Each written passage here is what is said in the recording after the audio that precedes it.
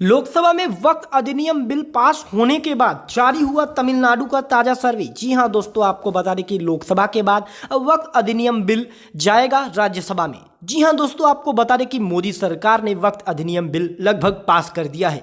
मोदी सरकार की माने तो वक्फ बिल अधिनियम संशोधन अब लगभग पास हो गया है, जिसमें वक्फ की संपत्ति को लेकर उसकी थोड़ी जो शक्तियां हैं उनको कम कर दिया गया है। आपको ये फैसला कैसा लगा हमें कमेंट में जवाब दें। आज की इस वीडियो में हम बात करेंगे तमिलनाडु की, जहां मुस्लिम बहुल्य अधिक है। तो ऐसे में यहां पर किसकी बनेगी सरकार, कौन बनेगा तमिलनाडु का मुख्यमंत्री, क्या एनडीए को इसका फायदा मिलेगा या नुकसान होगा, आज की इस वीडियो में बात करेंगे। तो वीडियो को लाइक, लाल बटन दबाकर चैनल को सब्सक्राइब करके घंटी के बटन को याद से दबा दीजिए। चलिए दोस्तों, अब समय जाया ना करते हुए जल्दी से तमिलनाडु के जिलों की बात कर लेते हैं।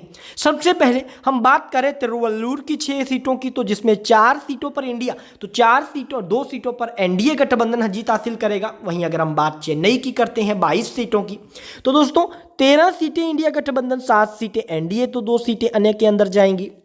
वहीं बात कांचीपुरम की 3 सीटों की करें, 2 सीटें इंडिया गठबंधन, 1 सीट एनडीए के खाते में जाएगी। वहीं अगर हम बात चेगलपट की 6 विधानसभा सीटों की करते हैं, तो 4 विधानसभा की सीटें इंडिया गठबंधन, 2 विधानसभा की सीटें एनडीए के खाते में जाएंगी।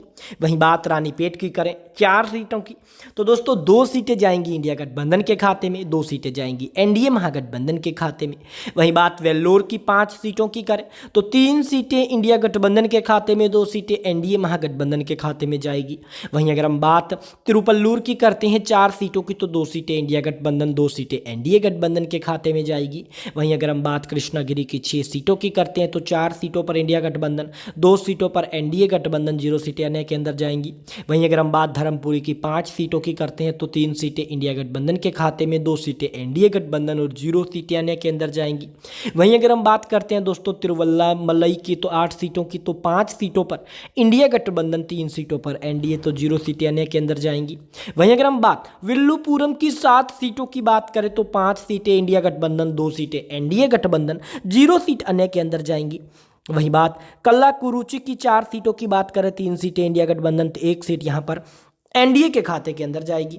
वहीं अगर हम बात सेलम की करते हैं 11 सीटों की, तो 7 सीटें इंडिया गठबंधन, 4 सीटें एनडीए और अन्य के खाते में जाएंगी, 0 सीटें। वहीं बात नमक्कल की करते हैं 6 सीटों की, तो 3 सीटें इंडिया गठबंधन, 3 सीटें एनडीए गठबंधन, 0 सीटें अन्य के अंदर जाएंगी। वहीं बात इरोड़ की 8 विधानसभा सीटों की करें, तो 5 सीटें इंडिया गठबंधन, 3 सीटें एनडीए गठबंधन और 0 सीटें अन्य के अंदर जाती देखने को मिलेंगी। वहीं बात नीलगिरी की 3 सीटों की करते हैं, तो 3 की 3 सीटें एनडीए महागठबंधन के खाते में नीलगिरी से जाने की संभावना है। वहीं अगर हम बात तिरुपल्लुर की यहां पर बात करते हैं 8 सीटों की, तो 5 सीटें इंडिया गठबंधन, 3 सीटें एनडीए गठबंधन के खाते में जाएंगी। वहीं बात कोयम्बटूर की 10 सीटों की करते हैं, 7 सीटों पर इंडिया गठबंधन के खाते में जीत जाएगी, 3 सीटों पर एनडीए गठबंधन के खाते में जीत जाएगी। वहीं बात डिडीगुल की 7 सीटों की करें, तो 4 सीटें इंडिया गठबंधन, 3 सीटें एनडीए गठबंधन, 0 सीट अन्य के अंदर जाएंगी। वहीं बात करूर की 4 सीटों की करें, तो 4 की 4 सीटें इंडिया गठबंधन के खाते में जाएगी, एनडीए का अन्य का दोनों का खाता नहीं खुलने वाला। वहीं अगर हम बात तिरुचिरापल्ली की बात करें 9 सीटों की, तो 6 सीटें इंडिया गठबंधन, 3 सीटें एनडीए महागठबंधन, 0 सीटें अन्य के अंदर जाती हुई देखने को मिलेंगी। वहीं अगर हम बात करते हैं पेरम्बलूर की यहां पर 2 सीटों की, पेरम्बलूर की 2 सीटें इंडिया गठबंधन के खाते के अंदर जाती देखने को मिलेंगी। वहीं बात अगर अरियालूर की यहां पर 2 सीटों की करते हैं, 1 सीट इंडिया गठबंधन, 1 सीट एनडीए गठबंधन के खाते के अंदर यहां से जाती देखने को मिल सकती है।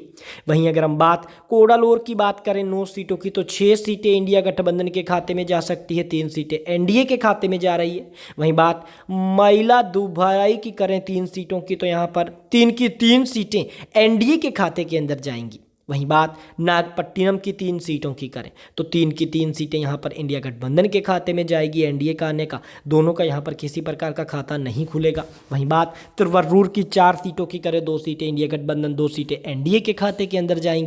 वहीं अगर हम बात करते हैं दोस्तों यहाँ पर तंजावुर की 8 सीटों की, तो तंजावुर की 8 में से 5 सीटों पर इंडिया गठबंधन, 3 सीटों पर एनडीए के खाते में जीत जाएगी। वहीं बात पदुकोट्टई की यहाँ पर 6 सीटों की बात करें, तो 3 सीटें इंडिया गठबंधन, 3 सीटें एनडीए के खाते में। शिवगंगा की 4 सीटों की बात करें, 2 सीटें इंडिया गठबंधन, 2 सीटें एनडीए के खाते में जाएगी। वहीं अगर हम बात मेदुरै की 10 सीटों की करें, तो 5 सीटें इंडिया गठबंधन, 4 सीटें एनडीए गठबंधन, 1 सीट अन्य के खाते में जाएगी। वहीं बात थैनी की 4 विधानसभा सीटों की करते हैं तो 2 सीटें इंडिया गठबंधन, 2 सीटें एनडीए के खाते में जाएंगी। वहीं बात तिरुधुनगर की बात करें तो यहाँ पर दोस्तों विरुधुनगर में 7 सीटें हैं, 5 सीटें इंडिया गठबंधन, 2 सीटें एनडीए में जाएंगी।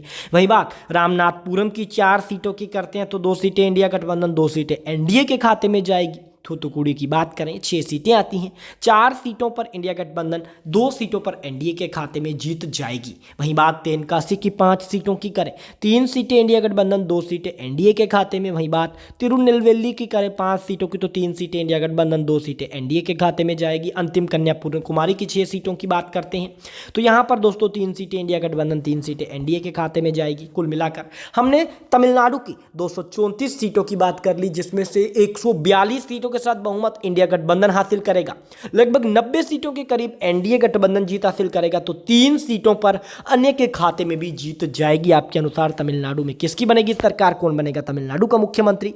वक्त अधिनियम बिल पास होने के बाद कहीं ना कहीं यहाँ पर कांग्रेस को फायदा मिल रहा है, आपके अनुसार किसे फायदा मिलेगा? हमें कमेंट में जवाब जरूर दीजिएगा। धन्यवाद।